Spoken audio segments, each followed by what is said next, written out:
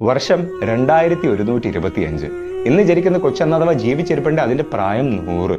1925 new ഇയറിന് ഒരുപാട് ജീവിതത്തിൽ മാറ്റങ്ങൾ വരുത്തി ജീവിതം കെട്ടിപ്പടുത്തുയർത്താൻ ആഗ്രഹിച്ച വ്യക്തി ഇന്ന് ജീവിച്ചിരിപ്പുണ്ടോ എന്ന് പോലും അറിയില്ല.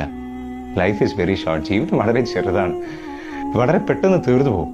പക്ഷെ നമുക്ക് ഒരുപാട് ആഗ്രഹങ്ങളുണ്ട് അല്ലേ? ഡോക്ടറാകണം, എഞ്ചിനീയർ ആകണം, വക്കീലാകണം, കാർ വാങ്ങണം, വീട് വെക്കണം, കല്യാണം കഴിക്കണം.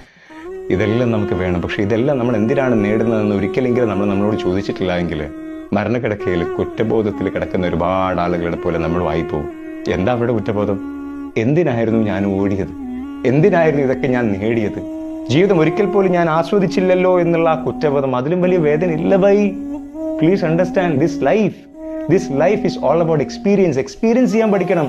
ഈ ലൈഫിൽ നിന്ന് എക്സ്പെക്ട് ചെയ്ത് ഒടുവിൽ ആ മരണക്കിടക്കയിൽ എത്തുന്ന സമയത്ത് ഞാൻ ഒരിക്കലെങ്കിലും ലൈഫ് ഒന്ന് എക്സ്പീരിയൻസ് ചെയ്യാൻ ശ്രമിച്ചിരുന്നെങ്കിൽ എന്നുള്ള ചിന്ത വന്നു കഴിഞ്ഞാൽ അത് വല്ലാത്ത വേദനയാണ്. ഒരിക്കലെങ്കിലും നമ്മൾ ചിന്തിക്കണം, എന്തിനാണ് നമ്മൾ ഈ ഭൂമിയിൽ സൃഷ്ടിക്കപ്പെട്ടത് എന്ന്.